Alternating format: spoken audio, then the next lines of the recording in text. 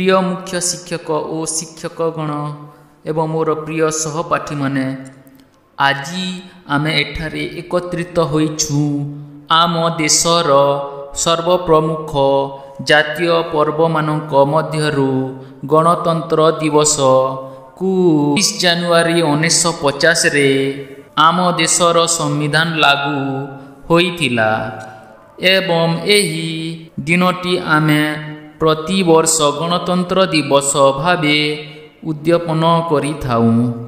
गणतंत्र दिवस गुरुत्व आम देशर इतिहास रे बहुत बड़। एहा ताहा दिन जेतेबेले भारत एक संप्रभु समाजवादी धर्मनिरपेक्ष एवं लोकतांत्रिक गणराज्य होइथिला। आम संविधान आमको अधिकार एवं कर्तव्यर एक दृष्टिकोण देइछि एवं आमको एक शक्तिशाली एवं एकता राष्ट्र तैयारी बा दिगरे मार्ग दर्शन करिछि। आमर संविधान सृष्टा डॉक्टर भीमराव आंबेडकर एवं संविधान सभार अन्य सदस्य माने अति व्यस्त परिश्रम एवं समर्पणर सहित एही महान दस्तावेज को प्रस्तुत करथिले। से माने आमर देशर विविधता संस्कृति एवं परंपरा को ध्यान रे रखी एक संविधान बनाइथिले जहा समस्त नागरिकंकर अधिकार को सुरक्षा करे एवं सेमानंकु समानता स्वाधीनता एवं न्यायर निश्चित दान करे। आज जेतेबेले आमे गणतंत्र दिवस उद्यापन करुछु आमको एहा मने पकाइबाकु हुए जे आमर देशर प्रगति एवं उन्नति रे आमर मध्य गुरुत्वपूर्ण अंशदान रहिछि।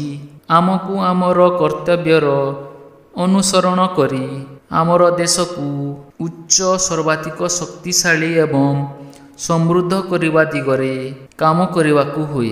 आमको आमर संविधान रो मूल्यबोधर सम्मान करने एवं सेमानंकु आम जीवन रे अनुसरण करने हुए। आमर देशर वीर सैन्य मानंकु मध्य एही संदर्भ रे प्रणाम करने हुए जे माने तांको जीवन को आग्रह करवा चिंता न करी देशर सुरक्षा करिथिले। सेमानंकर वीरता एवं बलिदान कारण रे आमे आज स्वाधीन एवं सुरक्षित अछु। आमको सेमानंक प्रति सदाकाल वृद्धिशील रहिबाकु हुए एवं सेमानंकर आदर्श को आम जीवन रे अनुसरण करबाकु हुए। शेष रे मु आपनकु एही अनुरोध करबाकु चाहूछि जे आमे समस्त मिली आमर देश को उच्च महान करने दिगरे काम करिबा। आमको आमर संविधान रो मूल्यबोधर पालन करी एकता भाईचारा एवं सद्भावना सहित आमको बढ़िबाकू हेबो। यह कही मोर आजिर वक्तव्य शेष करुछि। जय हिंद, जय भारत, वंदे मातरम।